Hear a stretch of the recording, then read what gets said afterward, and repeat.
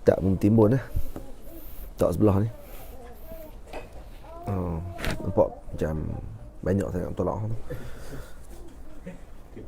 Nampak ke penuh ni atas ni. Allah. Bagi sebelah. Dia seimbang ni.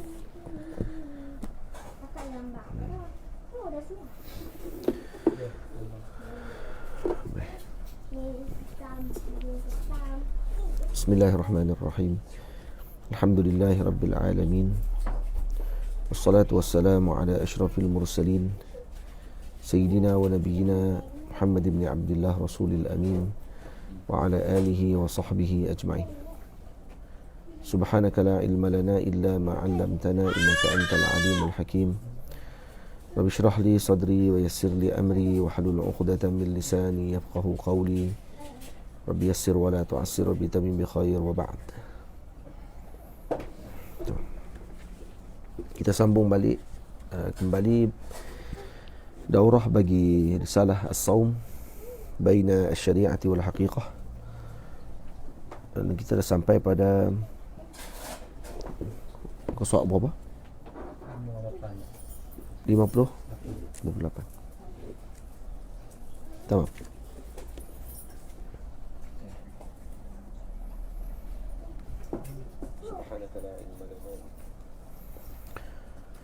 Adakah makruh, soalan yang ke-20, adakah makruh bagi seseorang yang bangun daripada tidur pada siang hari Ramadan telah tergelincir matahari untuk bersiwak kerana bau mulutnya berubah?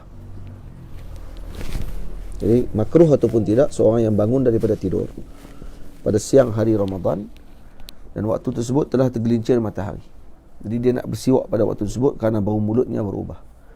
Kata guru kami Al-Allamah Syekh Abdul Aziz Asy-Syahawi hafizahullah taala, jika perbuatan bau mulut ini itu disebabkan perkara yang lain selain puasa, contohnya seperti disebabkan bangun daripada tidur, maka disunatkan baginya bersiwak.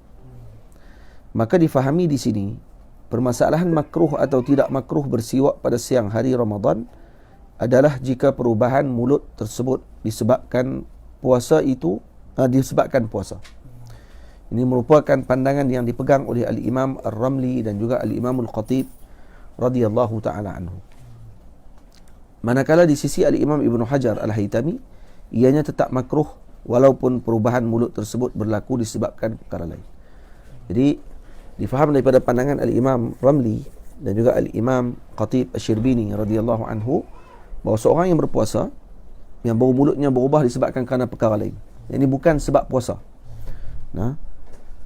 maka disunatkan baginya untuk bersiwak walaupun setelah tergelincir matahari. Jadi berbeza dengan yang disebabkan kerana puasa.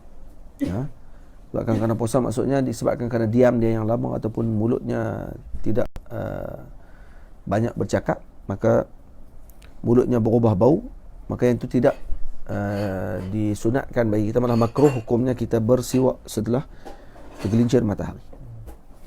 Soalan yang seterusnya, bagaimanakah keadaan puasa orang yang merokok pada siang hari Ramadan? Jawapannya, puasanya terbatal kerana asap rokok termasuk perkara yang dikira sebagai zat. Ini kerana terdapat kesan yang jelas melekat pada mulut si perokok. Pandangan ini disebut oleh Al-Imam Al-Jurdani rahimahullah, dinaqalkan daripada pandangan Al-Imam Asy-Syarqawi. Jadi dikira zat, kerana kesannya dilihat pada mulut perokok tadi akan ada kesan hitam dan sebagainya, itu adalah zat kepada asap rokok tersebut.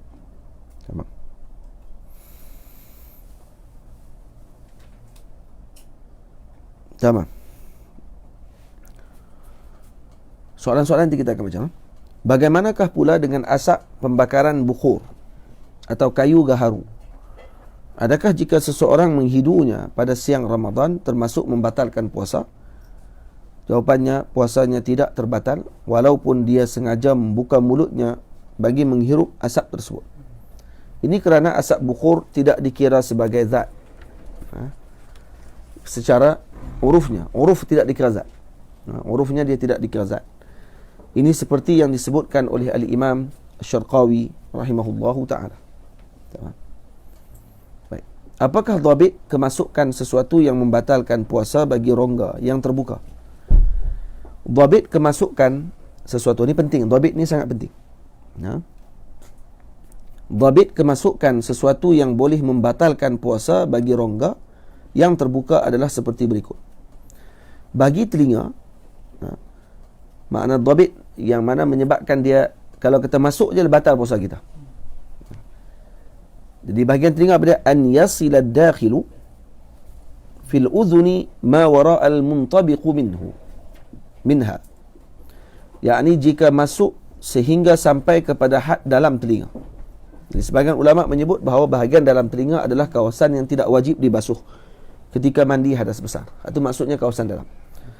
Jadi kawasan yang mana jika masuk sehingga sampai kepada had dalam telinga, yakni kawasan yang tidak diwajibkan kita basuh ketika mandi wajib, maka tu dikira membatalkan puasa. Itu dhabit. Jadi maksudnya kalau di luar kawasan ni masih lagi dikira luar. Jadi kalau kita pakai earphone tu yang masih lagi ada, yang earphone yang jenis biasa, yang sampai di sini saja, di bahagian luar ni, maka tu dimaafkan. Tidak ada masalah. Tapi yang pakai tu yang dia ada macam apa ni, dia punya apa? Bat bukan duit siam. Dua bat, 3 bat kan ya. Itulah masuk dalam telinga. Itu batal. Kerana dia dah masuk dalam kawasan telinga. Para ulama bincang, adakah telinga termasuk manfas maftuh yang sampai kepada jauf ataupun tidak? Al-Imam Ar-Rafi'i radhiyallahu anhu sebut dalam kitab Fathul Aziz, kata ikut atibba tidak sampai. Dia tidak ada, dia melainkan masam, maksudnya ada satu urat yang kecil sangat yang mencapai kepada bahagian perut. Maksudnya masuk ke dalam kawasan rongga. Dan juga tak sampai ke otak. Dia tak ada satu kawasan yang menyampai ke otak. Baik. Tapi Imam Rafi'i jawab. Dia kata, walaupun macam tu, tetap juga dipanggil manfas maftuh, kerana tidak dinafikan, siapa pun tak nafi bahawa lubang tersebut sampai kepada tengkorak. Lubang telinga ni masuk ke tengkorak. Jadi bila masuk ke tengkorak untuk sampai ke otak tadi mungkin. Jadi tetap dikira manfas maftuh. Jadi pandangan mazhab Syafi'i juga kuat dalam masalah tersebut. Dikira manfas maftuh ni kerana zahirnya manfas maftuh. Tamam? Bagi ihlil apa dia? Yang ni lubang kencing ataupun lubang buah dada. Jadi dhabit masuk yang akan menyebabkan batal an yasila ad-dakhil fil ihlili ma wara'a ma yadhhar minhu 'inda taharruki. Jadi jika masuk ke dalam kawasan lubang tersebut, iaitu kawasan yang kalau kita gerakkan dia akan bergerak. Maksudnya kawasan ihlil ni, sebab dia di lubang kencing dengan kawasan buah dada. Lubang buah dada. Itu ibu yang menyusu. Dia ada lubang yang keluar air susu tu. Jadi kalau kita masuk jarum dan sebagainya ke dalam kawasan tersebut, yang kawasan tadi kalau kita gerakkan dia gerak, maka itu membatalkan puasa. Tamam? Sebagian ulama sebut kawasan lubang kencing kalau masuk melebihi hasyafah. Melebihi hasyafah. Sebagian ulama sebut macam tu. Tapi sebenarnya kalau yang azhar, masuk saja ke dalam kawasan tu, dalam lubang kencing tersebut ataupun dalam lubang hasyafah tadi, dah dikira sebagai membatalkan puasa. Yang ketiga, bagi hidung. Hidung di mana tempat dikira sebagai kawasan yang dakhil, batin, an yasila ad-dakhil fil anfi ma wara al-qasabati jami'iha. Ma wara al-qasabati jami'iha. Yakni masuk ke dalam hidung melebihi pangkal lubang hidung. Ini bahagian dalam. Maknanya yang membatalkan puasa dhabit bagi hidung adalah hujung, qaishum, dan lubang yang hujung sekali. Jadi kalau setakat hidung yang kita duk korek ni, itu masih lagi dikira sebagai luar. Jadi kalau kita duk korek dia, tak ada lagi lah, mungkin ada orang korek hidung macam tu, Hasmi. Korek sampai dalam ni tu. Korek sampai lubang masuk tu. Pedih hidung. Tak ada. Orang korek luar ni saja. Luar ni masih lagi dikira sebagai zahir. Tamam? Kau Azmi korek lubang dia besar sikit, lubang hidung dia tengok. Lubang hidung jangan mamak. Bagi lubang punggung. Saya tak tanya siapa-siapa lah. Bagi lubang punggung dan kemaluan, an yasila ad-dakhilu fi ad-dubur, an yasila ad-dakhilu fi ad-duburi wal farji ma wara'a ma yajibu ghasluhu fil istinja, yakni jika masuk ke dalamnya melebihi kawasan yang wajib dibasuh ketika istinja. Mana kawasan yang wajib dibasuh ketika istinja? Bahagian zahir yang dibuang. Jadi sebab tu kalau ada soalan semalam ditanya, kalau tengah duk basuh najis, tiba-tiba dia masukkan sikit jari dia ke dalam lubang punggung untuk buang najis yang ada kat situ, batal puasa. Kerana dia masukkan sebahagian daripada jari dia ke dalam tu. Baik. Tamam. Jika seseorang wanita dipaksa bersetubuh atau seseorang dipaksa makan, adakah terbatal puasanya? Terdapat dua pandangan dalam mazhab al-Imam Syafi'i. Dipaksa bersetubuh dengan paksa makan. Adakah batal puasa orang yang kena paksa makan ni? Contoh Hazmi paksa idham makan. Hazmi pegang handset dia, makan. Tiba-tiba dia pun tiba lah kan. Pandangan yang asah di sisi al-Imam Rafi'i adalah batal puasa mereka tersebut, manakala pandangan yang al-asah, pandangan yang asah juga, ya, pandangan asah di sisi Imam Rafi'i terbatal puasa, manakala pandangan yang asah di sisi al-Imam Nawawi tidaklah batal puasa mereka tersebut. Jadi Imam Nawawi terjihkan pandangan tidak batal puasa. Kenapa? Kerana dipaksa. Tapi ada syaratnya. Syaratnya pula, yang memaksa kita tadi adalah orang yang punya kemampuan untuk memaksa. Tapi kalau yang memaksa tadi, contohnya Muhammad Abu Nur, paksa Ijaz suruh makan sambil pegang dia punya iPad. Amu makan, paksa itu. Ijaz pun terus ambil nasi, bohlah mulut, dengan harapan kena paksa. Tak. Itu tak boleh. Sebab apa? Sebab budak memaksa orang yang lebih dewasa, tu benda yang orang panggil apa? Boleh dihalang. Faham tak? Perempuan ada karate, laki tu bodoh ya, memang paksa setubuh, terus kawan pun tak apalah, setubuh bilah. Tak boleh. Kalau dia boleh halang diri dia daripada perkara tersebut, maka dia dikira masih mampu untuk menghalang. Faham? Soalan yang seterusnya, tertelan air liur adakah membatalkan puasa? Ianya tidak membatalkan puasa dengan 3 syarat. Ini jawapannya. Tak batal puasa jika dengan 3 syarat. Yang pertama, mestilah air liur tersebut berasal dari tempat keluar. Dimaksudkan dengan tempat keluarnya adalah seluruh bahagian mulut. Itu maksud tempat keluar air liur. Dan air liur ni adalah sababul hayah. Apa dia ayat Quran dia? Wa ja'alna minal ma'i kulla syai'in hayy. Kata ulama, al-Imam Rafi'i sebut dalam Fathul Aziz, wa ja'alna minal ma'i kulla syai'in hayy. Al-ma' tadi maksud dia apa dia? Air liur. Menjadikan daripada semua kehidupan tadi hidup dengan air liur tadi. Air liur ni adalah sababul hayah. Kalau tidak kering mulut, dia akan rosak mulut kita. Tamam. Dimaksudkan dengan tempat keluarnya adalah seluruh bahagian mulut. Ini berbeza dengan air liur yang berada bukan pada tempat asal keluarnya, seperti berada pada bibirnya. Ini tak betul. Tak boleh.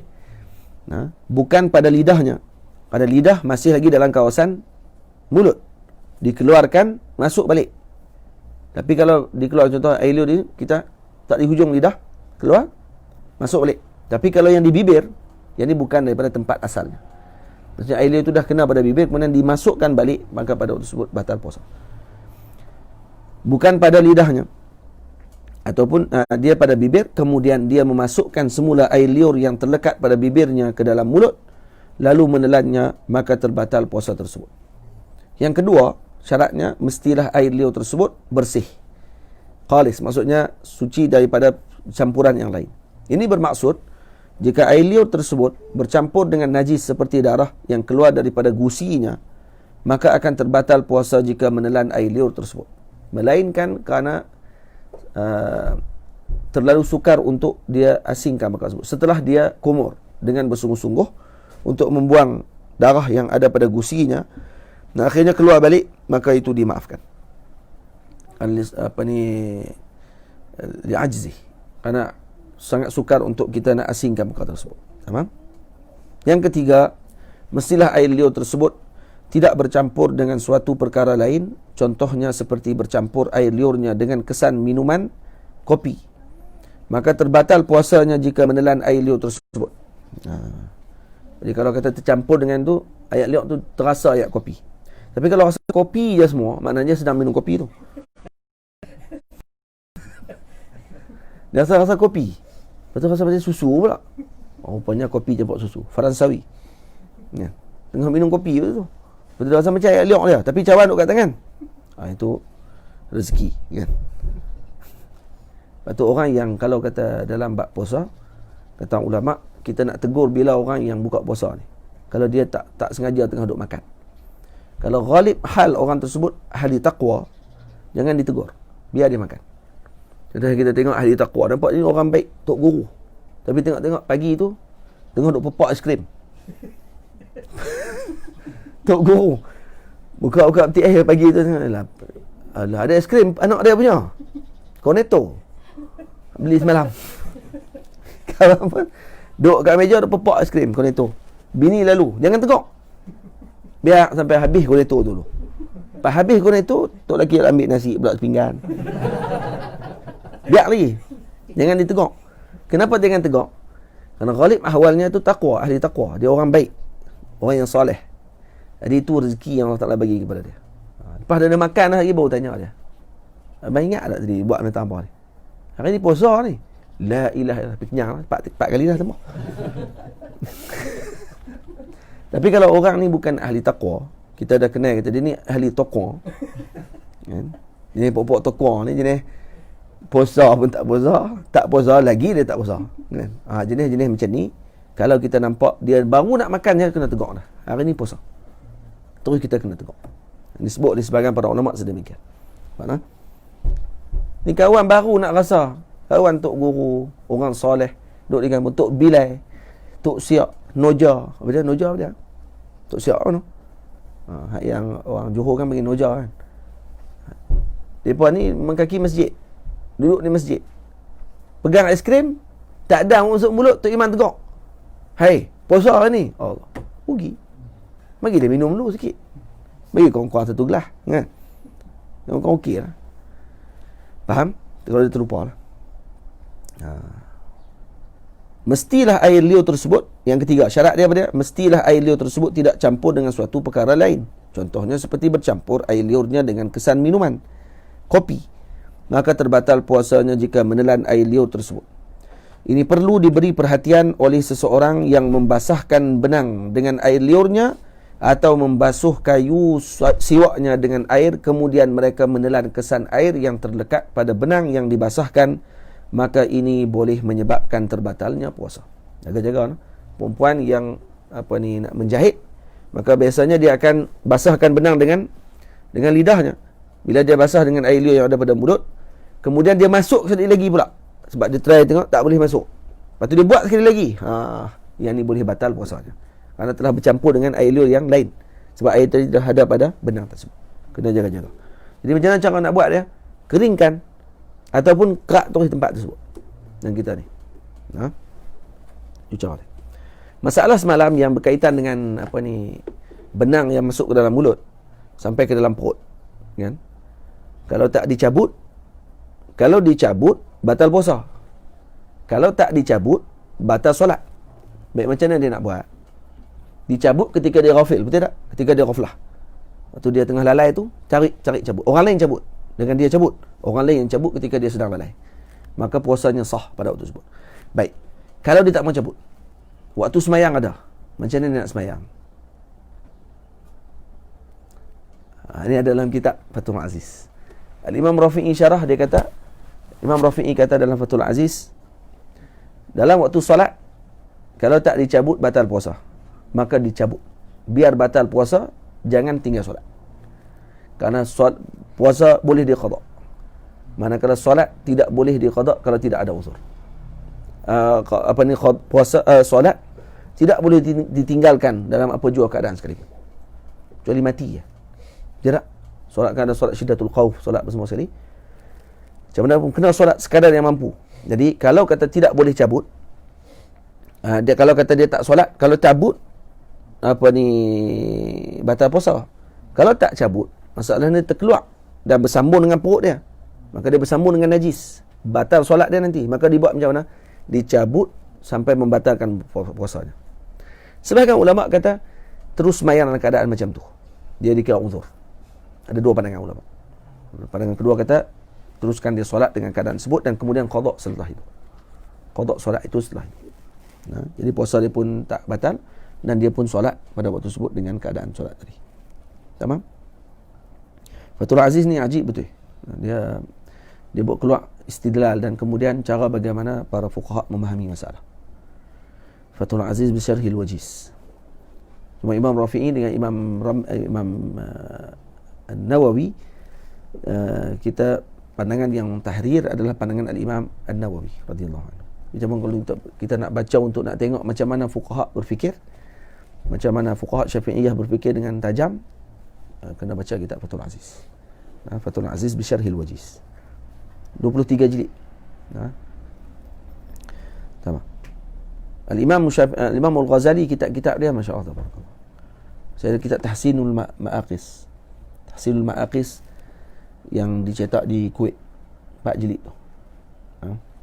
Tu bila dilihat balik, Imam Ghazali bahas tentang macam mana fuqaha Syafi'iyah berbahas dan berbeza pandangan dengan Hanafiyah dan sebagainya.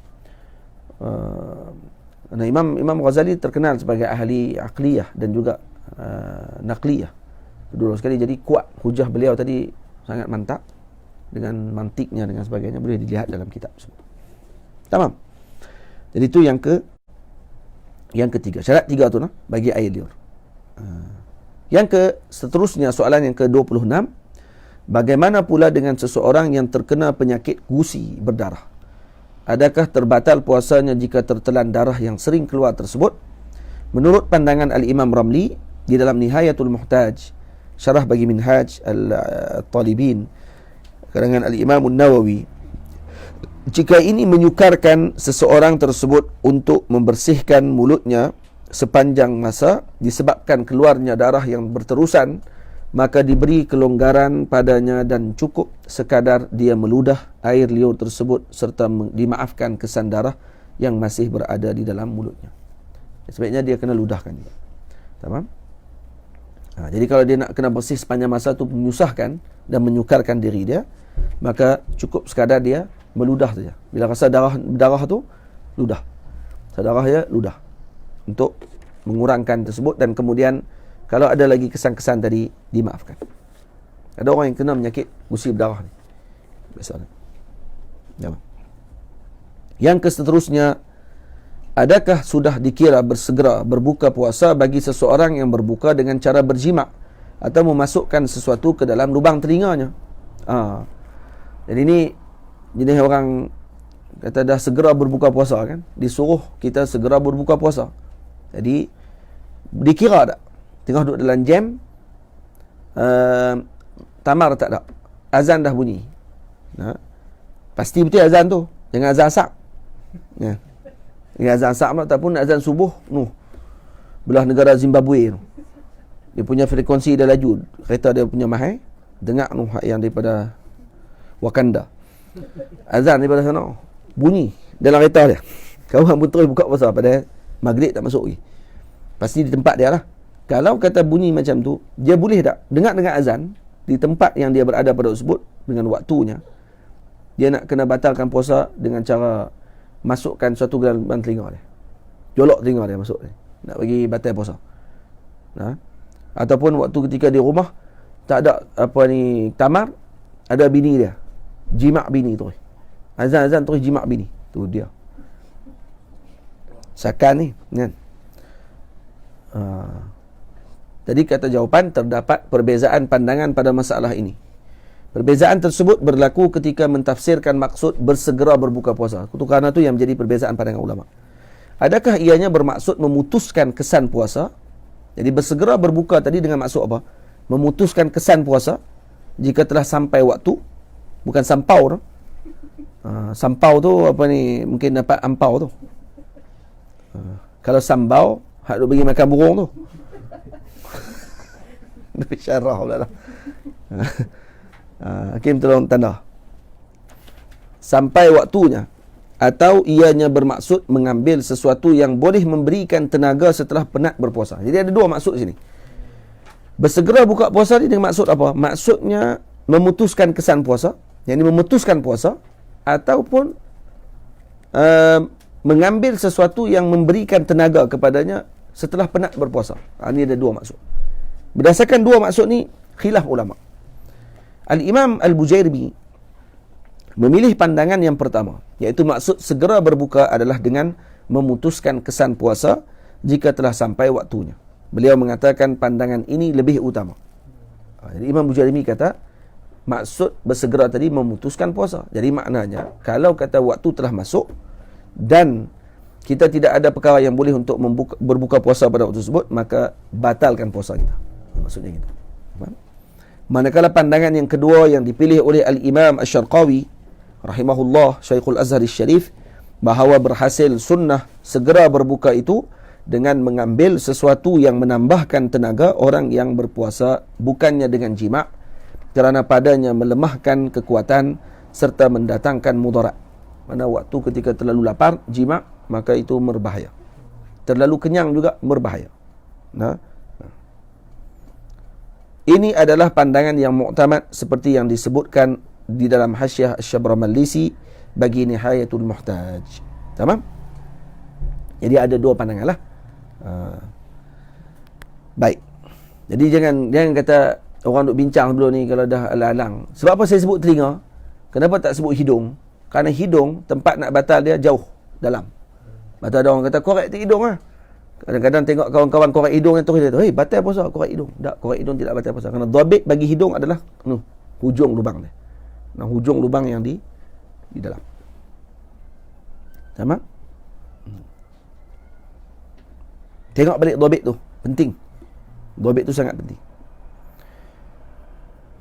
Baik. Yang ke-28. Soalan 28. Apakah hukum puasa seseorang yang sedang bersetubuh dan setelah itu dia tersedar bahawa fajar telah menyingsing? Orang tengah duduk bersama dengan isterinya, tiba-tiba sedar waktu itu fajar telah menyingsing. Jika fajar telah terbit dalam keadaan seorang tersebut sedang bersetubuh, jika dia mencabut kemaluannya ketika itu juga, maka sah puasanya. Namun jika dia berterusan melakukan perkara tersebut, maka diwajibkan ke atasnya qada dan kafarah. Bukan hanya qada saja, kafarah sekali. Kerana apa? Kerana dia dikira sengaja. Bersetubuh pada siang hari Ramadan. Boleh?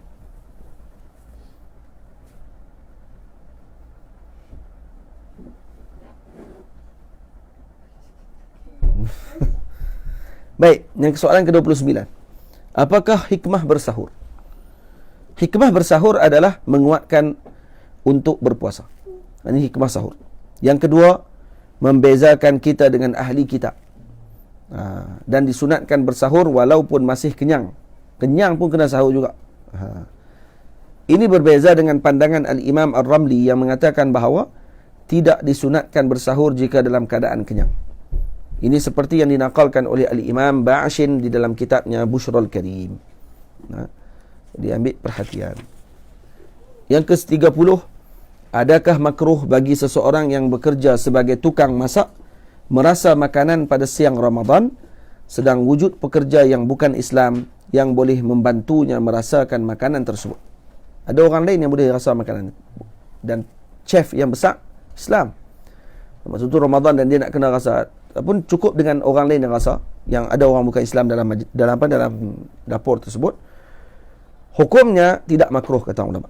Tidak makruh untuk dia rasa pada hak tukang masak tersebut, walaupun terdapat orang lain yang boleh merasa makanan tadi. Kenapa? Ini kerana kemungkinan orang yang lain tidak tahu bagaimana menentukan kesedapan makanan tersebut, melainkan dia sahaja. Kerana dia saja yang pakar, jadi dia boleh tahu masin mana apa semua sekali, masam ke. Itu maksudnya. Sebab tu orang perempuan ni bukan hanya tukang masak je lah, termasuk kepada ibu-ibu yang duduk di dapur, bapak-bapak pun yang duduk masak. dah PKP ni, tak ada apa pergi mana. Kali pok pun mau masuk dalam, dah pok. Masak makanan untuk isteri. Jadi kalau kata dia nak rasa boleh. Tapi jangan sampai setengah periuk lah. Setengah periuk tu tak rasa lagi. Tu baik, tak apa. Seorang yang meninggalkan berniat pada waktu malam dengan sengaja. Soalan seterusnya. Adakah diwajibkan ke atasnya menggantikan puasa tersebut secara langsung setelah tamat Ramadan? Tinggal niat pada malam hari tersebut dengan sengaja. Al-Imam Mujarimi mengatakan bahawa pandangan yang rajih diwajibkan segera menggantikan puasa tersebut bagi yang sengaja meninggalkan niat, manakala yang tidak sengaja diharuskan baginya at-taraqi, yakni tidak bersegera. Jadi yang sengaja tinggal wajib segerakan qada. Manakala yang tidak sengaja tidak diwajibkan bersegera. Al-Imam Amirah pula menangkalkan daripada Syarah Muhazzab karangan Al-Imam Nawawi dengan mengatakan bahawa seseorang yang sengaja meninggalkan niat tidak diwajibkan kepadanya bersegera menggantikan puasa tersebut. Jadi Imam Nawawi mengatakan yang sengaja tinggalkan niat tidak diwajibkan kepadanya bersegera. Jadi ada dua pandangan lah. Ada yang wajib, ada yang kata tidak wajib bersegera. Kakak duduk agak. Duduk. Soalan yang ke-32. Jika seorang kanak-kanak berniat puasa pada malamnya, kemudian pada siang harinya dia cukup umur, yakni baligh, bagaimanakah keadaan puasanya? Budak kecil, jadi tak cukup umur lagi waktu ni. Dengan tahun Qamariyah lah, yang macam kita bincang dalam kitab fiqh. Berapa umur kanak-kanak? Paling awal berapa?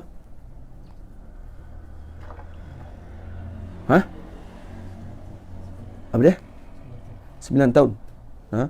9 tahun Qamariyah. Takribiyah kan? Jadi kalau sampai umurnya dan dah cukup umur baligh, maka pada waktu tersebut kemudian pada esoknya siang hari itu dia bercukup umur dah, baligh. Bagaimana keadaan puasanya? Al-Imam Jalalul Mahalli rahimahullah mengatakan bahawa diwajibkan baginya menyempurnakan puasa tersebut dan tidak perlu baginya menggantikan puasa tersebut kerana dia telah berniat pada semalam hari. Tamam. Jadi ini adalah selesai soal jawab dan juga hukum hakam berkait dengan puasa secara ringkas, yang nanti akan ada tambahan lagi insya-Allah berkenaan dengan masalah tersebut. Sebelum kita masuk pada hakikah ni, kita puasa menurut hakikah, kita baca sikit soalan sementara kita nak baca ni. Assalamualaikum. Dikira istimna itu apabila telah keluar mani, atau perbuatan berserta muqaranah niat istimna itu sudah dikira istimna? La. Istimna ketika perbuatan tersebut tanpa keluar mani, maka tak dikira istimna lagi. Istimna talaq khurujul mani, maksudnya khurujul mani, sehingga keluar air mani tersebut, inzal maknanya. Itu baru dikira membatalkan puasa tersebut secara mutlak. Tamam? Tapi perbuatan tadi telah berdosa. Cuma batal tak puasa dia? Tak. Batal puasa ketika inzal. Tamam? Ini khurujul kharij, maksudnya keluar sesuatu. Tamam. Yang kedua, soalannya, adakah harus seorang itu menangguhkan sedekahnya sehingga bulan Ramadan untuk mengejar fadilat? Boleh. Tidak ada masalah. Kerana pahala ketika Ramadan itu lebih berganda. Soalan seterusnya, sekarang kan sudah ada takwim yang dikeluarkan oleh majlis agama. Adakah memadai jika hanya bergantung kepada takwim untuk mengetahui bilangan hari dalam bulan Sya'ban dan bilakah akan bermula 1 Ramadan? Tidak boleh. Mesti dengan ru'yah. Mesti ru'yatul hilal. Tidak cukup dengan hanya hisab sahaja. Tamam? Kemudian tanya lagi soalan, bagaimanakah jika pesakit menggunakan ubat yang berbentuk asap ataupun wak? Sebab sekarang ada ubat asma, ini inhaler yang berbentuk asap. Berbeza dengan inhaler biasa yang menggunakan debu halus. Ya, baik. Kalau kira gini, dengan maksud ini yang berlaku khilaf di kalangan ulama. Kalau ada inhaler yang berbentuk asap, dia lagi bukan berbentuk wak tersebut ataupun yang ada zat, dipanggil bakhakh rabu, dipanggil dalam bahasa dalam bahasa para ulama, ataupun fakhakh rabu. Dia panggil inhaler. Khilaf ulama pandangan masalah tersebut. Pandangan ulama mazhab Syafi'i yang kalau berbentuk wak batal puasa kerana dia ain. Dan kalau kata yang tidak berbentuk wak, kalau ada bentuk yang satu lagi yang berbentuk asap dan sebagainya, maka pada waktu tersebut tidak dikira batal. Kalau ada yang berbentuk wak, bentuk asap tadi, maka tidak ada masalah. Tapi kena tanya baliklah kepada perbahasan ulama tentang masalah tersebut. Adakah wak tadi yang nampaknya seakan-akan asap tadi, adakah benar asap ataupun memang ada zat juga tapi dia halus? Maka tetap juga batal kalau macam tu. Cuba kita tengok balik macam mana ulama bahas tentang masalah baqah. Okay. Jadi ada beberapa pandangan ulama dalam masalah berkenaan dengan baqah ni. Panjang masalah dia. Cuma saya ringkaskan. Sebab ulama berbincang tentang masalah baqah, iaitu inhaler ni, yang digunakan oleh orang yang penyakit asma. Kerana baqah ni adalah dawa sa'il. Lakinnahu asna isti'malihi yakhruju kal hawa alladhi lahu dharrat as-saghirah. Dia keluar macam angin, tapi dia ada zarrat saghirah. Fahuwa ala kulli hal mubtilun lis-shaum. Ala kulli hal batalkan puasa. Dia akan membatalkan puasa. Ini betala'a dhalik. Kalau kata dia telan tersebut. Li'annahu 'ainun wasalat ila jawfin. Karena dia ain, zat yang mana sampai kepada perut. Wala haraja 'alaihi fi isti'malihi li hadha ad-dawa' fi halatil marad. Jadi tidak ada masalah kalau digunakan pada ketika sakit. Idzil maridu rufi'a anhu al-haraj. Wal aula 'alaihi an yumsika baqiyata al-yawmi ihtiyatan. Dan lebih baik baginya untuk dia imsak juga. Dia pakai baqakhah ar-rabu, kemudian dia imsak. Dia tidak makan macam orang lain sebagai ihtiyat. Fa inna minal ulama al-mu'asirin man yaqulu bi'adami fitrihi wa anna sawmahu sahihun kama sayati. Jadi ada sebagian ulama kata sahih, puasanya sah. Wa amma wujubul qada'i fa in shafahu Allah ta'ala min al-marad fa alayhi al-qada' kama qala ta'ala faman kana minkum maridan aw ala safarin fa iddatun min ayyamin ukhra. Jadi kena qada' balik puasa kita kalau kata kita mampu berpuasa. Wa amma illam yushfa wa lam yurjal bur'u. Maksudnya kalau kata dia tidak lega dan tidak diharapkan lega. Kenapa? Kerana sakit tadi berpanjangan.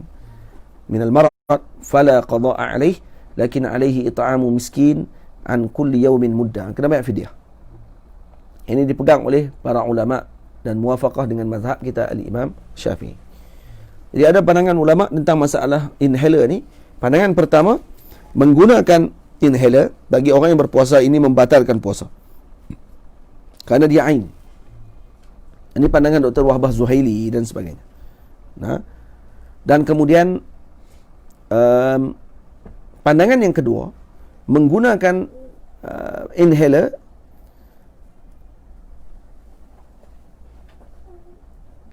ini tidak membatalkan puasa. Ini yang dipegang oleh Lajnah Daimah lil Buhus al-Islamiyah al-Alimiyah bis Saudiyah. Ini kata Syekh Dr. Zain, dia sebut yang Saudi keluarkan macam tu. Dan juga Syekh Usamah Al-Qilawi ala tafsil indah. Dan mereka kata tidak batal kerana li'annahu laisa fi hukmil akli wasyurbi biwajhin min al-wujuh. Kerana dia bukan makan dan minum. Ada yang guna hujah macam tu. Sama. Kemudian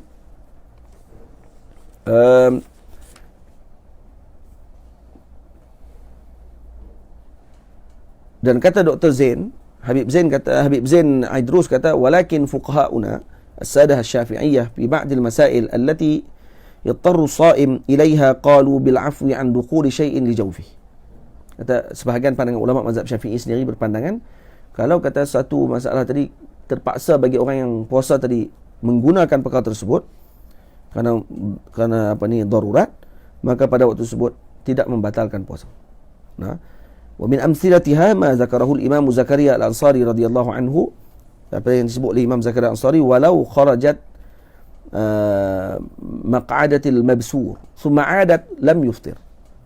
Kalau keluar usus orang yang keluar disebabkan kerana buasir, kemudian dia masukkan semula, maka itu tidak membatalkan puasa tersebut. Wa kadza in a'adaha 'ala al-asah. Tu kalau dia masuk sendiri. Begitu juga kalau kita yang memasukkan, 'ala al-asah tidak membatalkan puasa. Litirarihi ilaih. Kama la yubtilu. Dan begitu juga tidak membatalkan suci bagi orang yang mustahadah bi khurujid dam. Keluar darah tidak membatalkan puasa orang yang istihadah. Zakarahu al-Baghawi wal Khawarizmi.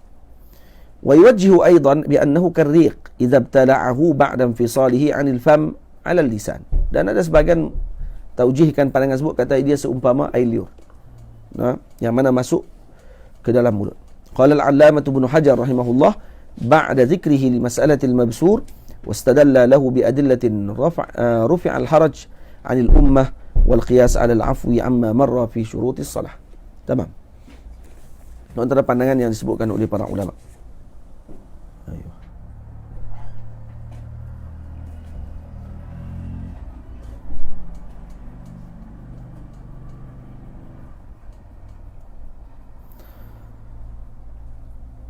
Baik. Jadi ada dua pandangan, ada yang kata batal, ada yang kata tidak batal.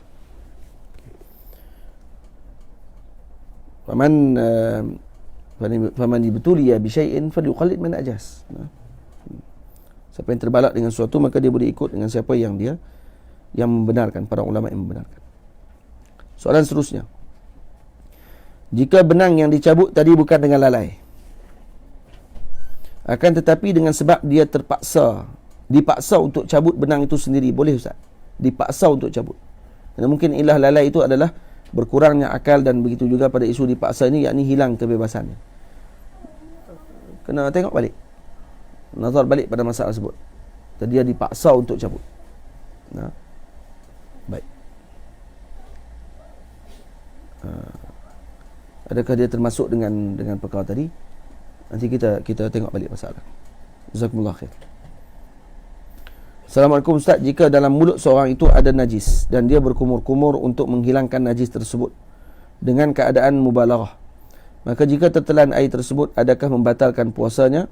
Tidak membatalkan puasa. Kalau tertelan. Kerana dituntut baginya untuk mubalaghah pada waktu tersebut, untuk membuang najis.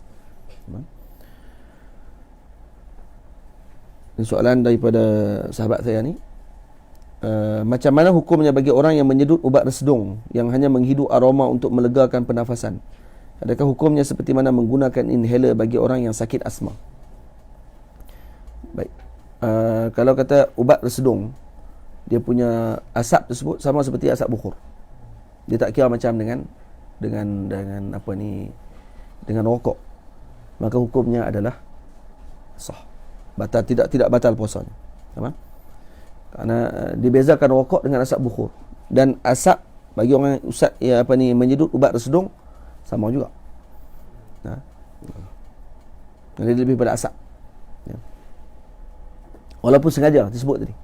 Dan Fathul Alam sebut walaupun sengaja dia buka mulut dia untuk bagi bukhur masuk dalam mulut, pun tidak membatalkan puasa. Kerana dia tidak dikira zat, dia tidak dikira sebagai zat seperti mana asap rokok di segi uruf. Begitu juga dengan asap resedung. Salam Ustaz, nak tanya macam mana pula dhabit untuk rasa makanan tu ya? Dhabit untuk rasa makanan, bagi rasa. Jangan sampai dia lebih rasa, dia rasa bukan masuk ain. Dia hanya rasa saja, sebab rasa dari rasa kita di lidah. Bukan di tengkok, bukan di kerengkung. Di lidah ni saja. Jadi kalau kita letak manis tu akan terasa. Itu saja. Bukannya masukkan ain dia. Pitak ayam pula seketui. Tu bukan rasa. Tu duduk sedut ayam tu duduk. Minum ayam tu. Tak. Dia rasa sikit dia letak. Yang sekadar bagi dia boleh rasa.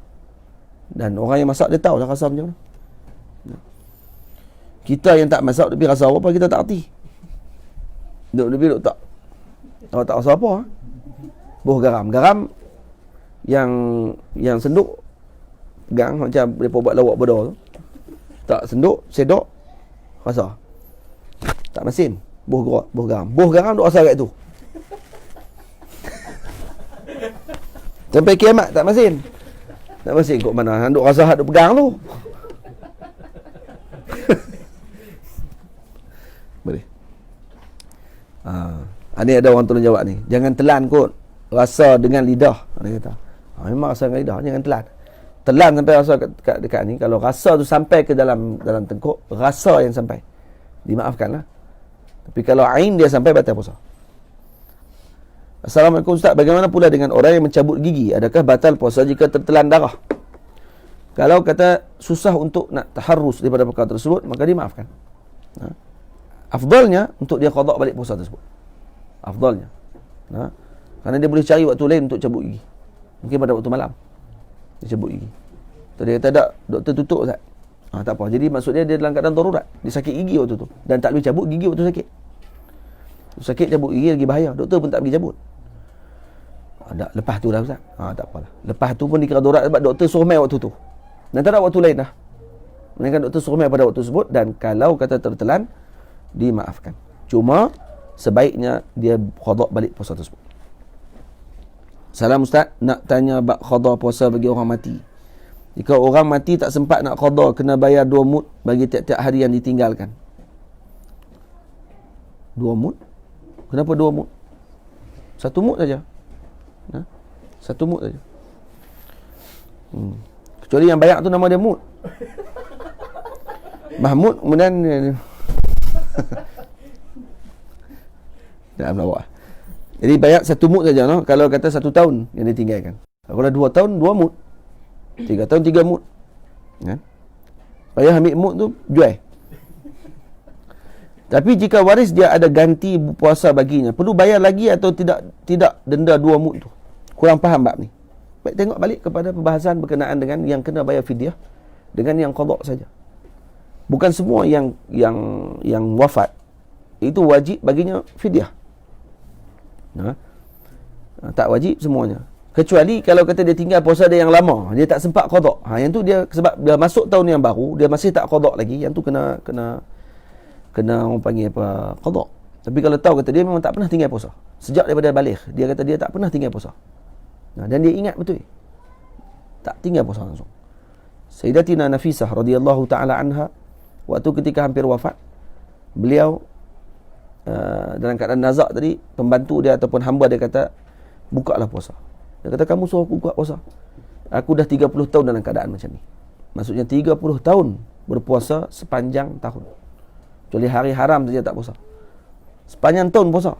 Maksudnya setiap hari kecuali hari haram, 5 hari dia tak puasa. Hari lain semuanya puasa. Masya-Allah. 30 tahun dalam keadaan macam tu. Dan kamu nak aku mati hari ini dalam keadaan tak puasa, dia kata. Dan kerana dia ahli puasa. Dan ada orang yang dibuka oleh Allah dengan jalan puasa. Ada orang yang dibuka oleh Allah dengan jalan solat. Ada orang yang dibuka oleh Allah jalannya dengan jalan ilmu.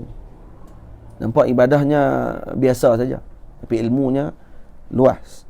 Dan orang lain tak nak mengajak, macam dia mengajak. Penuh masa dia dengan mengajak saja.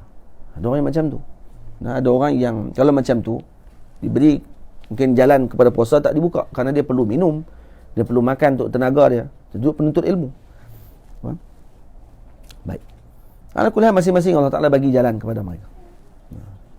Yang penting sibukkan diri kita dengan yang hak. Nafsuka illam syagalatka bil haq, maka nanti akan disibukkan dengan batil. Sebab tu duduk di Mesir ni, kalau tak sibukkan diri kita dengan benda yang hak, mengaji, jumpa dengan para ulama, duduk dengan teman-teman, kawan-kawan, muzakarah ilmu, maka kita tak sempat nak buat benda yang tak boleh. Ini kenapa sempat buat benda tak elok ni? Buat benda-benda yang tak elok dan sebagainya, campur lelaki perempuan, na'udzubillah min zalik, berzina, na'udzubillah min zalik, melakukan perkara-perkara yang diharamkan dalam syarak. Kenapa berlaku macam tu? Kerana tidak sibukkan diri mereka dengan ilmu. Duduk sorang-sorang, dan kemudian suka cari jalan untuk nak buat benda yang haram. Jadi kita sendiri kena fikir. Baik. Jadi kalau kata dia dah bayar dah, sebab kerana dah lebih masa tahun, 2-3 tahun dia tidak bayar, setiap tahun yang bertambah maka makin bertambah mood dia, bertambah cupaknya. Tamam? Baik, puasa dia macam mana? Puasa sekali je kena qada. Tahun tu saja yang berganda, sebabkan puasa yang tidak qada tadi, puasa qada kena sekali saja. Baik, boleh tak orang lain puasa kepada dia? Boleh, tidak ada masalah.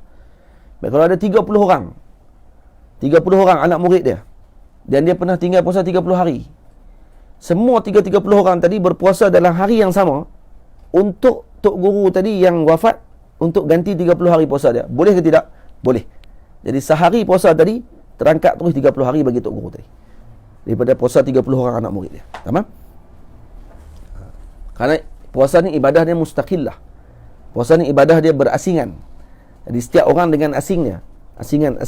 Jadi orang ni hari yang pertama.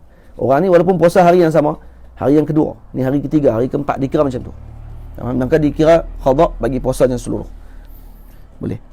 Buka balik dalam bab berkenaan dengan bahagian fidyah dengan qada, nanti insya-Allah akan faham. Baca elok-elok itu. Salam Ustaz, adakah seseorang itu perlu bergantung kepada hilal untuk berpuasa sedangkan dia jahil mengenai ilmu falak? Dia tak reti, tanya kepada orang yang reti. Bukan mesti dia yang duk pergi tengok. Kalau macam tu jenuh.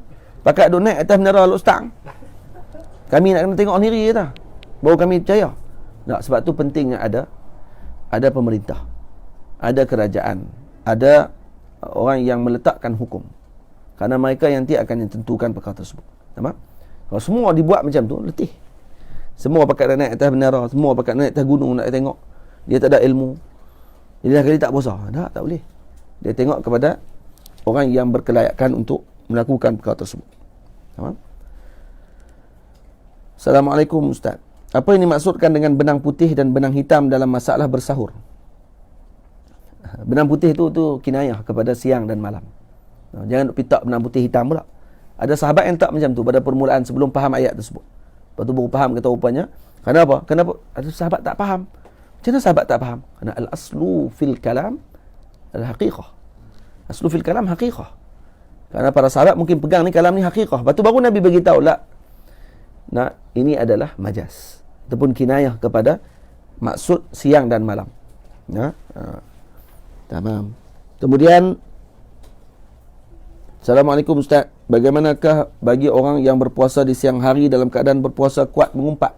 Apakah sah puasanya? Sah puasanya tapi tidak dapat pahala apa. Ada 2 orang perempuan sakit yang sangat teruk. Jumpa dengan Rasulullah sallallahu alaihi wasallam. Ini disebut dalam kitab Allahumma salli ala Sayyidina Muhammad. Kitab mana yang saya baca tadi? Dalam ni. Dalam Lataiful Ma'arif. Dalam kitab karangan Imam Ibn Rajab Hanbali. Diceritakan ada 2 orang perempuan datang bertemu dengan Rasulullah mengadu sakit. Dan Nabi beritahu muntah apa yang ada dalam badan kamu.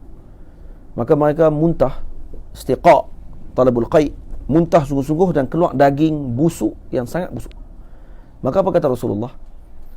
Nabi kata ini adalah daging orang-orang mereka ni berpuasa tapi memakan daging teman-temannya. Mengumpat. Dan dizahirkan terus mengumpat tadi. Pada zaman Nabi SAW, dikeluarkan terus dalam bentuk daging. Memang sungguh makan daging. Maksud tengah duk mengumpat tu, masuk daging kawan dia dalam perut dia. Dan memang sakit dan kemudian muntah keluar daging sungguh. Ini sebagai isyarat yang Nabi nak tunjuk bahawa berlaku sungguh. Daging tadi bukan sebagai majaz. Kata kamu mengumpat teman kamu seolah kamu makan daging. Tak, makan sungguh. Cuma kita tak nampak sekarang ni. Dan ada di kalangan wanita di kalangan pada zaman sahabat zaman Nabi diperlihatkan perkara tersebut. Muntah keluar habis semua daging. Ada dalam kitab Lataiful Ma'arif. Buka dalam kitab Lataiful Ma'arif ada cerita tersebut. Berlaku di depan disebutkan oleh para sahabat Nabi. Jadi orang yang mengumpat pada siang hari sah tak puasa dia? Puasanya sah tapi tak dapat pahala apa. Puasanya sah tapi tak dapat pahala apa. Dia seolah macam orang yang sembahyang pakai baju simbah ataupun baju tu dibasuh dengan air kencing. Itu tak sah terus. tak kena kias. Macam mana? Baju curi contohnya. Dipakai dengan baju curi. Baju curi sah sembahyang dia tapi tak dapat pahala apa. Assalamualaikum Sayyidi. Yang diwajibkan berpuasa di bulan Ramadan yang nombor 4 tu lagu mana? Yang nombor 4 PDF muka surat 4 berapa? Apa dia? Yang diwajibkan puasa?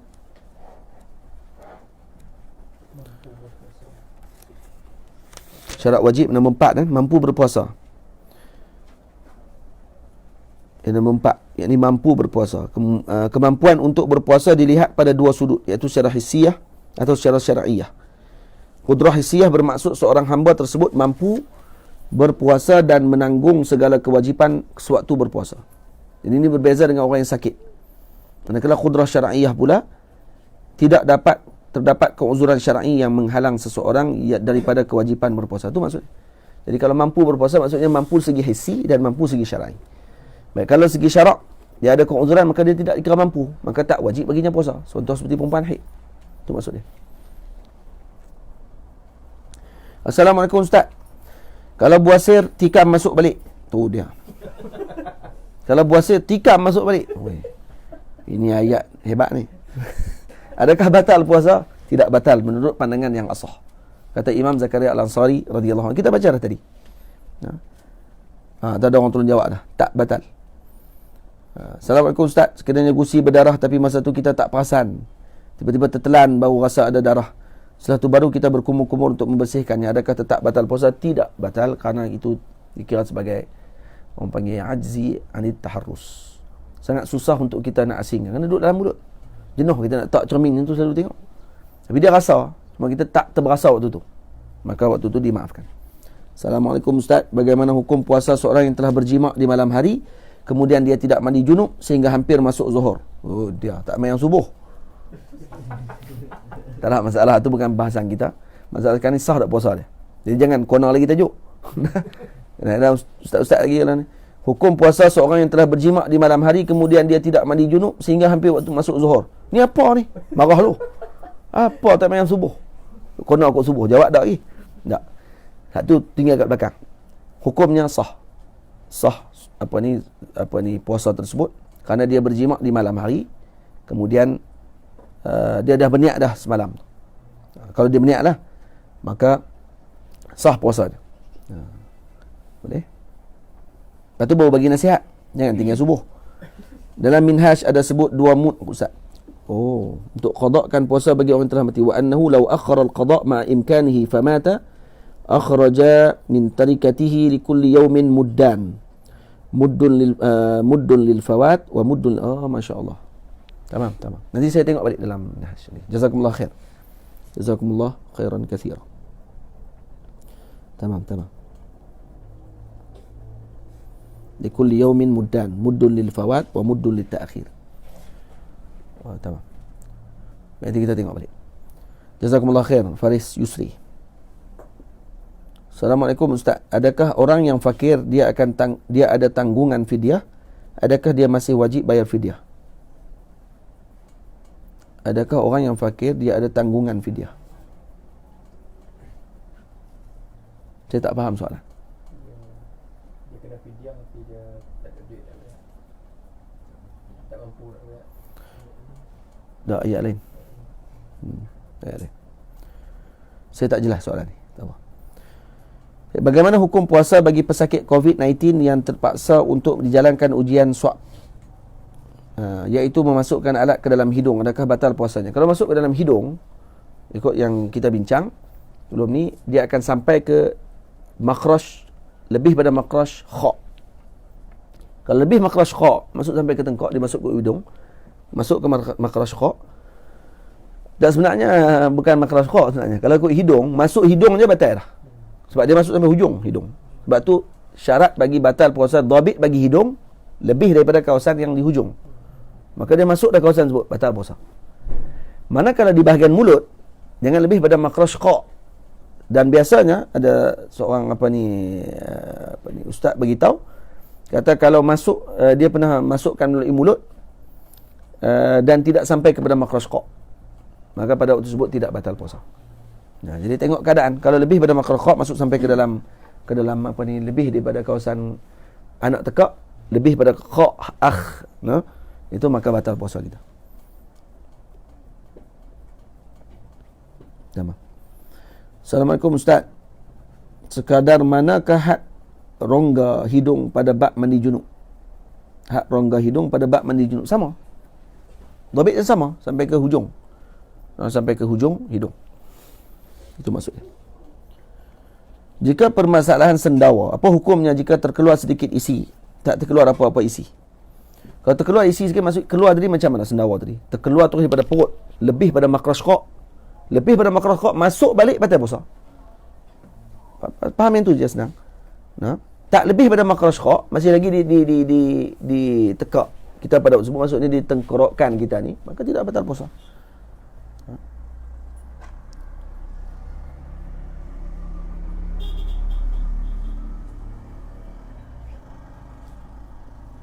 Oh, ini ada soalan ni.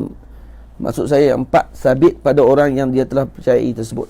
Mana? Yang mana satu ni?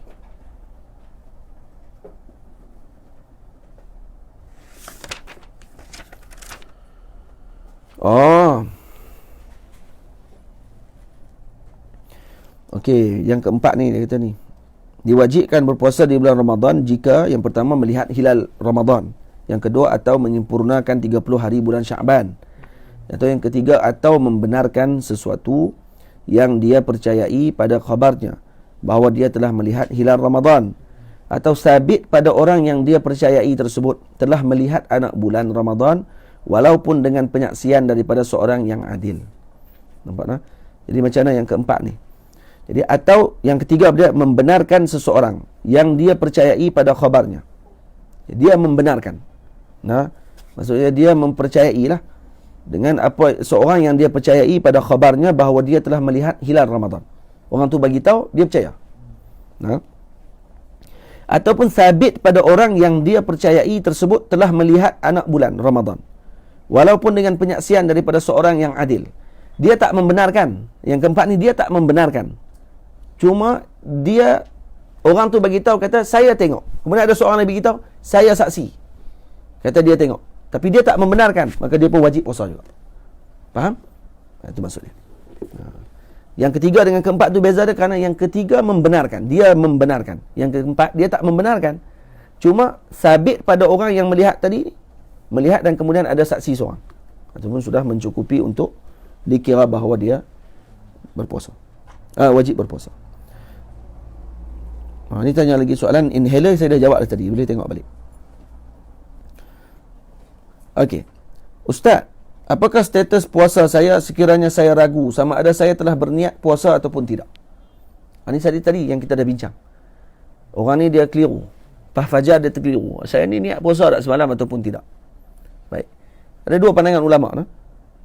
Pandangan ulama sebut, kata puasanya tidak sah. Dan dia wajib imsak. Dan kalau dia ingat sebelum tergelincir, sebelum terbenam matahari pada hari tersebut, maka sah puasanya. Ini pandangan Imam Qalyubi. Imam Qalyubi berpandangan sedemikian. Kalau dia teringat, kata, oh betul, saya dah niat, sah. Sebahagian lagi pandangan ulama kata boleh. Kata Imam Ramli radhiyallahu anhu, kata hatta sampai berapa hari sekalipun. Maksudnya selepas 3 hari dah baru dia teringat, kata puasa hari tu ni yang dia ragu-ragu tu, dia dah puasa pada waktu tersebut. Dia dah niat puasa. Maka puasanya hari tu ni sah.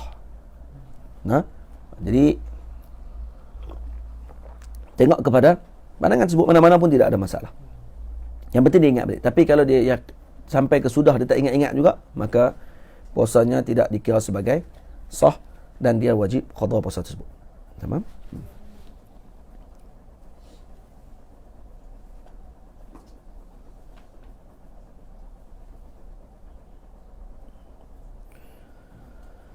Baik.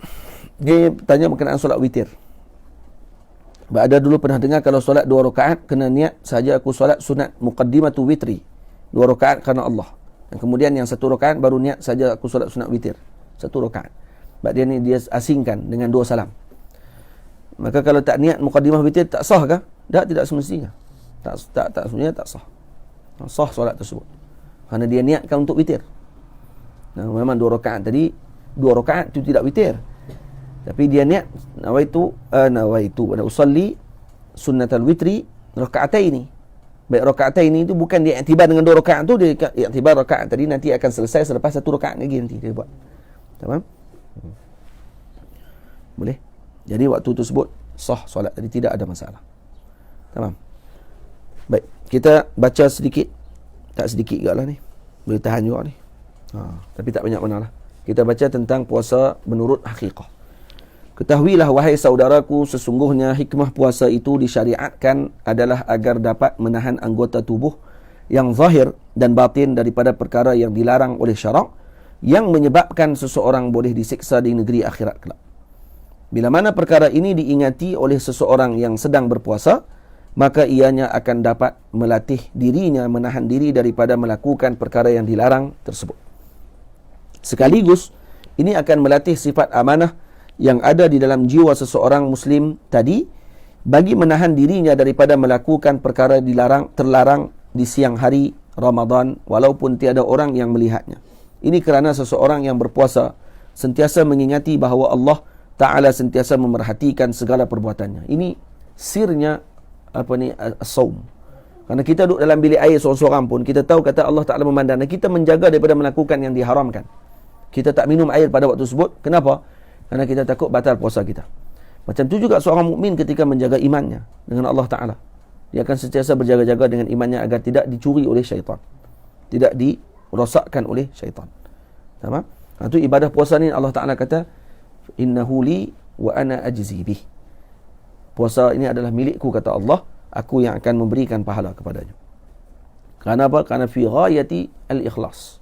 Kerana puasa adalah suatu ibadah yang sangat ikhlas, yang tidak ada bandingannya. Al-Imam Abdul Wahhab Asy-Sya'rani rahimahullah ta'ala juga menyebutkan bahawa seseorang yang berpuasa hendaklah sentiasa menghadirkan ingatan ketika berpuasa bahawa salah satu sifatnya Allah Ta'ala ialah dia memberi makan kepada makhluknya tanpa dia makan. Jadi ketika kita puasa, kita tidak makan. Dan salah satu sifat Allah Ta'ala adalah tidak makan.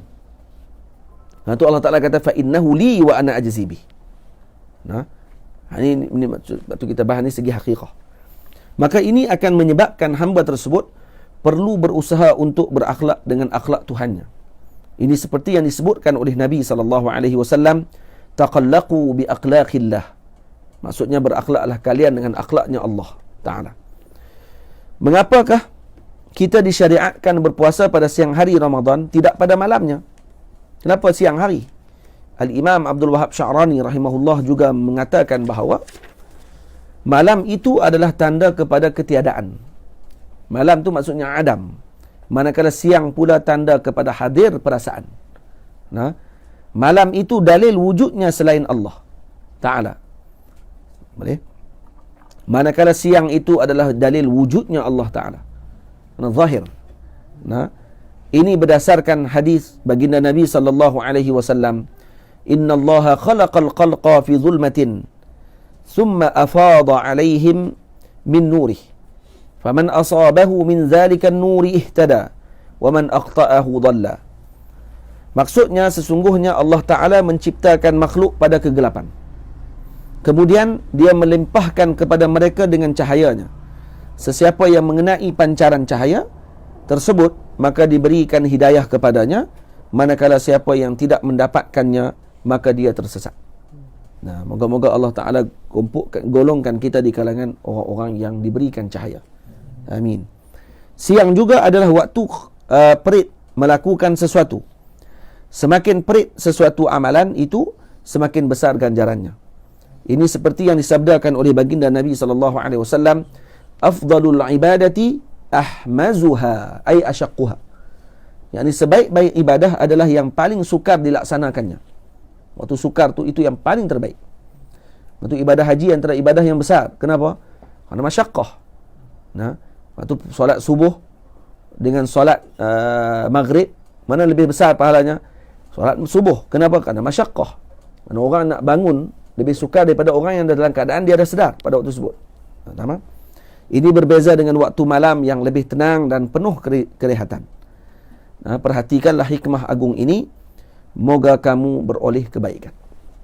Itu siang hari disyariatkan kita berpuasa.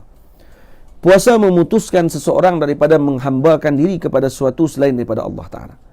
Di antara hikmah besar bagi puasa juga adalah ianya akan mematahkan syahwat hamba tersebut serta memutuskan segala sebab yang menjadikan seseorang itu memperhambakan dirinya selain Allah. Ini kerana jika seseorang itu sentiasa mengikuti segala kehendak nafsu syahwatnya, maka secara tidak langsung dia telah menjadi hamba kepada nafsunya. Maka puasa memutuskan segala perkara tersebut. Puasa menghalang cara kita pada kita ni dengan ijbari. Nah, masuk saja Ramadan, orang yang beriman terus dihalang nafsu dia daripada diikuti. Dia nak makan tapi tak boleh makan. Padahal kalau orang tak ada, dia boleh je makan. Tapi kenapa dihalang tersebut? Rahmatnya Allah Ta'ala pada hamba tersebut. Faham? Puasa memutuskan perhambaan kepada nafsunya. Nafsu menyuruhnya untuk melihat dengan pandangan syahwat kepada wanita, namun puasa menghalangnya daripada perkara tersebut. Dia akan ingatkan, ini saim, ini kamu puasa ni, batal pahala nanti. Jika nafsunya berjaya dikekang, maka layaklah bagi hamba tersebut memimpin. Ini kerana manusia dijadikan sebagai khalifatullah Ta'ala di muka bumi. Jika nafsunya belum terpimpin, maka bagaimanakah dia mungkin akan memimpin? Inilah hikmahnya Allah Ta'ala menyebut di dalam hadis Qudsi, as-sawmu li wa ana ajzi bih. Allah Ta'ala menisbahkan puasa itu kepada zatnya yang agung. As-sawmu li, kata Allah.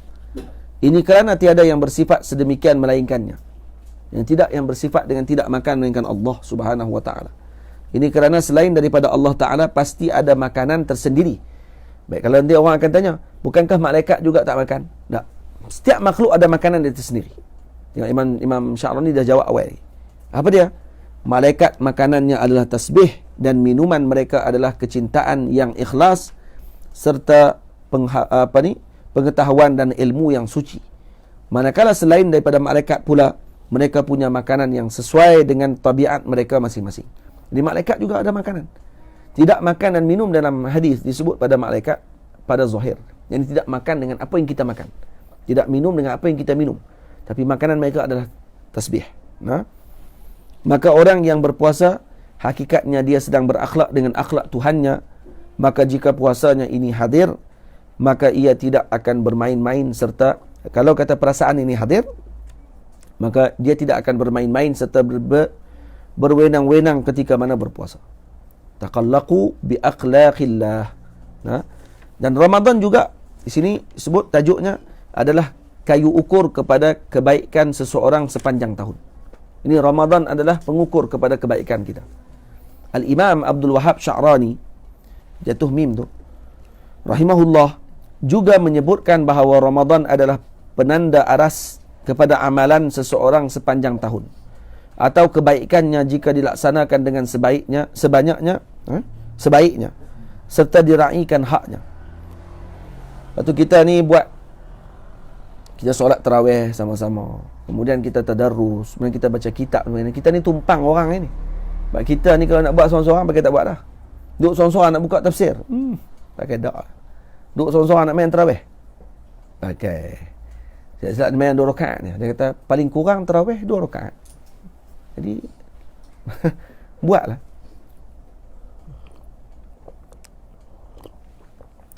Boleh? Boleh tak tarawih kita buat 20 rakaat 1 salam? Boleh? Solat sunat kan boleh kita gabung. Tarawih boleh tak? Tarawih tak boleh. Kenapa tarawih tak boleh? Kerana tarawih surahnya seperti al-fard. Dia seakan-akan fardu. Maka tidak boleh dilaksanakan tarawih 4 rakaat 1 salam. Dia mesti 2. Ini hukum pada tarawih. Faham? Solat hajat boleh. Solat duha boleh. Solat duha kalau kita nak sembahyang 8 rakaat 1 salam, sila, tidak ada masalah. Solat tarawih tak boleh 20 rakaat 1 salam. Pakai, kita kata kita pakai borong lah, tak boleh. Tak sah solat tersebut. Tarawih tak sah. Faham? Baik. Al-Imam Abdul Wahab Sya'rani rahimahullah juga menyebutkan bahawa Ramadan adalah penanda aras. Dan ini seperti yang diriwayatkan dalam sebuah hadis, idza salimatis sanatu kulluha. Iaitu maksudnya jika baik puasanya pada Ramadan tersebut, maka baik dan sejahteralah sepanjang tahunnya. Jaga tu. Jadi puasa kita ni adalah penentu kepada tahun kita. Jadi ini proses untuk kita nak tentukan. Tengoklah, masjid tak buka waktu bulan Ramadan nanti untuk tunaikan tarawih. Bukan makna tarawih tak ada. Tarawih tak ada di rumah kita. Cuma kita nak buat ke tidak? Atau kita nak sibuk dengan filem pada waktu tersebut. Waktu Ramadan ni akan keluar filem macam-macam, ataupun kita nak download filem, ataupun kita nak main game pada waktu tersebut ketika orang sedang beribadah. Itu adalah jiwanya kita pada waktu tersebut. Kita siapa pada waktu Ramadan adalah kita sepanjang tahun. Faham? Ramadan adalah penanda aras dan cerminan kepada kehidupan kita. Kalau hidup dia pada Ramadan adalah dengan ilmu, dengan zikir, dengan salawat, insya-Allah itu penanda arasnya sepanjang tahun. Itulah hidup dia. Walaupun dia nampak ada lompat. Dan begitulah keadaannya, insya-Allah. Tapi kalau waktu Ramadan ni lah waktu untuk dia nak berehat, dia nak tenang, dia nak rasa lega kerana tak boleh pergi kerja, tak ada buat apa semua. Jadi boleh duduk dalam rumah. Yang dia sibuk adalah nak makan apa sahur esok dan nak makan apa waktu buka puasa. Tanpa sibuk dengan zikir, tanpa sibuk dengan salawat. Waktu ketika buka puasa adalah waktu yang sangat mustajab. Jadi alangkah baiknya kalau kata 30 minit sebelum kita buka puasa, pakat duduk bersama dengan keluarga dan kemudian pakat baca doa selawat kepada Nabi SAW. Baca Dalailul Khairat 30 minit sebelum buka puasa. Dalailul Khairat satu hizib 15 minit. Baca satu hizib, ramai-ramai baca. Kemudian setelah baca satu hizib tersebut, selawat pula tafriji selawat dhamir 1000 kali 10 minit. 1000 kali 10 minit aja. Allahumma salli alaihi, Allahumma salli alaihi, Allahumma salli alaihi, Allahumma salli alaihi 1000 kali. Tamam? 10 minit. Dah try dah. Tengok dengan jam. 10 minit dah. Paling lambat sikit pun 12 minit. Dan kemudian baca doa. Angkat tangan doa ramai-ramai. Moga Allah Ta'ala angkat balak yang telah Allah Ta'ala berikan kepada umat. Dan dalam balak ni ada apa? Ada rahmat. Waktu Allah Ta'ala tak jadikan balak, melainkan dalam tu ada kelembutan. Ada rahmatnya Allah Ta'ala. Lembutnya apa dia? Allah Ta'ala bagi kita rehat. Allah Ta'ala bagi kita tenang. Alhamdulillah makanan masih ada. Kalau tak apa nak panik teruk sangat lah, makanan masih ada. Yang wafatnya syahid. Ditempatkan oleh Allah Ta'ala insya-Allah bersama dengan ahli syurga Allah Ta'ala. Selesai. Semuanya rahmat. Jangan bimbang. Ajaban li amril mu'minin. Amruhu kulluhu khair. Idza asabathu as-sarra syakar. Wa idza asabathu ad-darra sabar. Itu keadaan orang muslim. Baik martabat orang yang berpuasa di sisi Al-Imam Al-Ghazali. Ini saya gabung pada hakikah ni dengan dua perbahasan ulama, iaitu perbahasan Al-Imam Abdul Wahab Sya'rani dan juga Al-Imam Al-Ghazali. Ada lagi dua lagi kita baca dengan cepat. Al-Imam Al-Ghazali qaddasallahu sirrah menyebutkan di dalam kitabnya yang agung Ihya Ulumuddin, i'lam anna sawma thalathu darajatin. Sawmul umum wa sawmul khusus wa sawmu khususil khusus. Wa amma sawmul umum fahuwa kafful batni wal farji an qada'i syahwati kama sabaqa tafsiluh. Wa amma sawmul khusus fahuwa kaffus sam'i wal basari wal lisani wal yadi wal rijli wa sairil jawarihi 'anil atham. Wa amma sawmu khususil khusus fasawmul qalbi 'anil hadmi ad-daniyah wal afkari ad-dunyawiyah wa kaffahu amma siwa Allah 'azza wa jal bil kulliyah.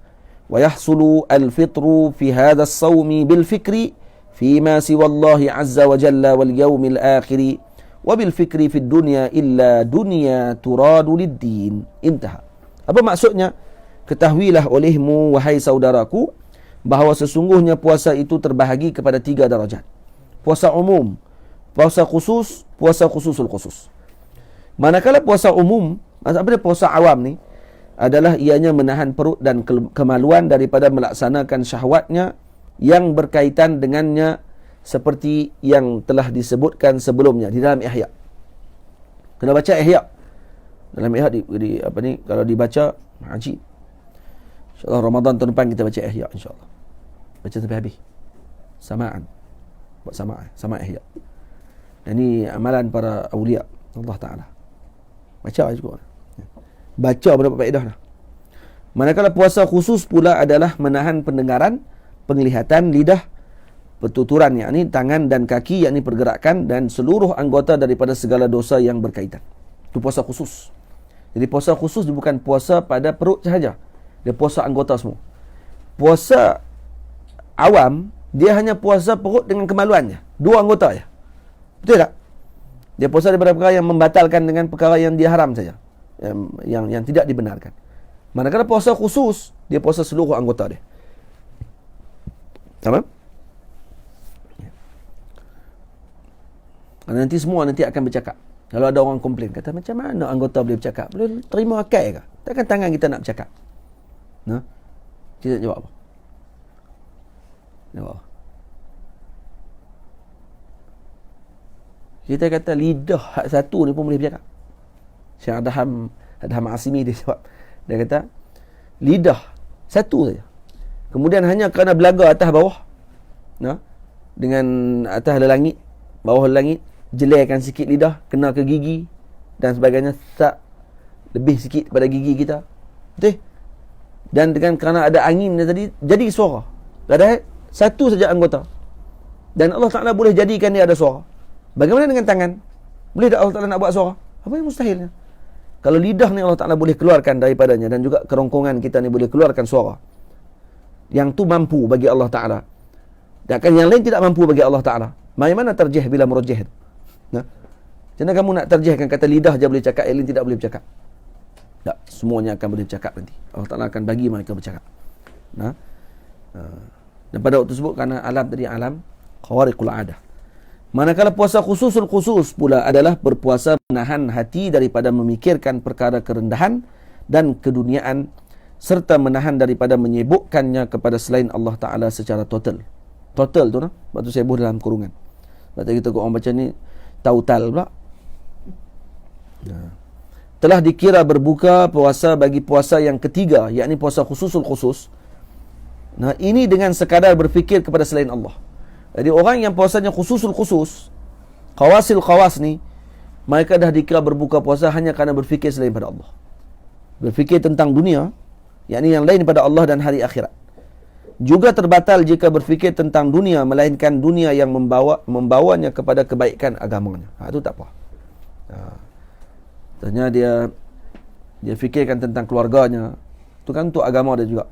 Bagi makan kepada keluarganya dan sebagainya, itu masih lagi dianggap sebagai tidak membatalkan. Tapi kalau lain daripada tersebut, kerana dunia, maka ini akan membatalkan puasa tersebut di sisi ahli khawas. Nah, ahli khawas dikira batal puasanya. Al-Imam Abdul Wahab Sya'rani rahimahullah mengatakan bahawa inilah maksud kepada hadis daripada Sayyidina Abi Hurairah radhiyallahu anhu, kata beliau, sabda Rasulullah sallallahu alaihi wasallam, sumu li ru'yatihi wa aftiru li ru'yatihi. Maksudnya berpuasalah kalian ketika melihatnya dan berbukalah ketika melihatnya. Nya tu kembali kepada apa? Iaitu seorang itu ketika berpuasa dan memandang kepada Tuhannya, dan ini adalah merupakan ibadahnya sepanjang berada di muka bumi Allah Ta'ala. Yani sumu li ru'yatihi, yani li ru'yatillah, wa aftiru li ru'yatillah. Jadi terjemahan hi tadi bukan kepada hilal. Kalau ahli awam dan juga ahli zahir, mereka akan faham hi tadi adalah kepada hilal. Tapi bagi ahli khawas, mereka memahami hi tadi adalah kepada Allah. Tamam? Dia berbuka kerana memandang kepada Tuhannya adalah dengan maksud setelah dia kembali ke alam akhirah, maka itulah perayaan sebenar baginya, iaitu ketika bertemu Tuhannya yang maha agung. Dan sumu li ru'yatih, berpuasa tadi kerana Allah, wa aftiru li ru'yatih, dan juga dia berbuka puasa tadi, gembira tadi yang paling hakikahnya apa dia? Ketika bertemu dengan Allah. Itu maksud wa aftiru li ru'yatih. Maka Allah Ta'ala mengurniakan kepada kita dengan puasa hakiki secara berterusan sehingga kita bertemu dengannya. Amin ya rabbal alamin. Yang terakhir, habis. Setiap makhluk berpuasa dengan cara masing-masing. Al-Imam Abdul Wahab Sya'rani rahimahullah menyebutkan bahawa, ketahuilah olehmu wahai saudaraku, sesungguhnya puasa itu jika dikira umum kepada semua yang wujud, maka ianya merangkumi seluruh makhluk yang wujud. Semua makhluk berpuasa. Ini kerana di antara maksud puasa ialah menahan seluruh perkara yang wujud serta mengikatnya keluar daripada tugas yang telah ditetapkan kepadanya. Itu maksud puasa. Maksudnya al-imsak, maksudnya dia menahan diri daripada melakukan yang luar daripada tugasannya. Jika kita perhatikan, seluruh makhluk yang wujud ini pasti terikat dengan tugas masing-masing. Kamu perhatikan benda yang berat, ianya tidak akan berpindah randah dengan sendirinya kerana tugasnya perlu menetap. Bukit, kita bukan tengok duduk berjalan, kerana tugasnya duduk tetap di situ sebagai pasak bumi. Manakala yang ringan pula tidaklah terangkat dengan sewenang-wenangnya. Kesemuanya telah terikat dengan tugas masing-masing, tunduk dan patuh pada perintah Allah Ta'ala tanpa menyalahinya. Tak ada makhluk, tak ada gunung yang akan komplain, ya Allah, orang lain semua boleh berjalan, saya duduk kat sini je. Boring. Tak. Semua dengan tugasnya masing-masing. Yang banyak komplain kita. Begitulah sepatutnya bagi seorang hamba yang berpuasa. Sepatutnya dia mencontohi puasa makhluk yang lain yang sentiasa mengikuti arahan dan perintah tanpa banyak bersoal dan membantah. Maka jika dia telah membebaskan dirinya daripada belenggu kehambaan kepada nafsunya dan egonya, berhaklah dia mendapatkan ganjaran seperti yang disebutkan oleh baginda Nabi sallallahu alaihi wasallam. Allah Taala mengatakan, Nabi mengatakan, inna lillahi ta'ala fi kulli ramadana utaqa'a minan nar. Sesungguhnya bagi Allah Ta'ala pada setiap Ramadan terdapat hamba-hamba yang dibebaskannya daripada neraka. Maka moga kita termasuk yang dibebaskan oleh Allah Ta'ala daripada nerakanya, yang mana kita menjadi hamba yang redha, tetap, istiqamah dengan apa yang telah ditunjukkan dan telah dipandukan oleh Nabi kita Muhammad sallallahu alaihi wa alihi wasallam. Wa sallallahu ala sayyidina Muhammad wa ala alihi wa sahbihi wa sallim, walhamdulillahi rabbil alamin. Baik. Tamat, alhamdulillah. Selesai kita melaksanakan daurah bagi kitab ini. InsyaAllah nanti akan ada tambahan lagi daripada kitab ni. Ada tambahan daripada kitab ni insyaAllah pada cetakan yang akan datang. Kita akan tambahkan lagi. Jadi saya ucap terima kasih banyak kepada semua ni. Ummu An-Nur pun is watching. Wallahu ta'ala alam. Assalamualaikum warahmatullahi wabarakatuh. InsyaAllah kita akan temu pada awal Ramadan nanti. Masuk saja awal Ramadan, kita akan mula baca kitab sirah yang telah di-share. Ada share dah? Dah share dah kan? Dia punya PDF dia tu. Kalau yang ada kitab lagi bagus lah. Kalau tak ada kitab, kita dah share PDF-nya. Kita pekat boleh ikut lah. Kelas pengajian sirah Nabi SAW. Kerana para ulama, kata guru saya yang mulia Syekh Ahmad Mamduh hafizahullah, Maulana Syekh Ali Jumaah hafizahullah mengatakan bahawa antara adatnya para ulama, mereka melaksanakan bacaan sirah pada setiap bulan Ramadan. Sirah ni dibaca dan dikhatamkan pada bulan Ramadan. Jadi Ramadan ni adalah bulannya Al-Quran dan bulannya Nabi SAW. Maka kita dengan Al-Quran, lazimkan dengan baca Al-Quran. Yang kedua, iaitu dengan membaca sirah Nabi Muhammad SAW untuk menambahkan kecintaan kita kepada Nabi. Dan Alhamdulillah pada setiap Ramadan, kita tidak lepas untuk membacakan tentang Rasulullah. Kita dah khatam kitab Syama'il Nabi karangan Imam Tirmizi. Kita dah syarah kitab Muntahsul ataupun syarah Syama'il Wasailul Wusul ila Syama'il Rasul Al-Imam An-Nabahani. Kita dah pernah syarah kitab Alfiyah Sirah Nabawiyah karangan Al-Imam Al-Iraqi dengan syarahan Al-Imam Al-Munawi, iaitu Futuhat Subhaniyah. Dan pada tahun ini kita pilih untuk baca kitab Al-Imam Bahraq Al-Yamani, kitab sirah beliau, insyaAllah. Apa dah? Hadaiqul Anwar. Kitab tu kita akan baca insyaAllah ta'ala.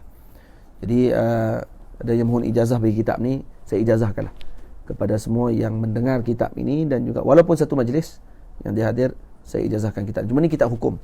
Hukum ni dia kena dengar balik. Kalau dia tak mengaji daripada awal, dia kena dengar balik dan kena perhati balik. Dan ini berkaitan dengan hukum hakam. Dan ada beberapa tempat yang kita dah betulkan. Antaranya pada puasa tasyrik. Yaumut tasyrik tu kita tertulis 13, 14, 15. Dan sebelah 12 dan 13. Wa sallallahu ala sayyidina Muhammad wa ala alihi wa sahbihi wa sallam. Walhamdulillahi rabbil alamin.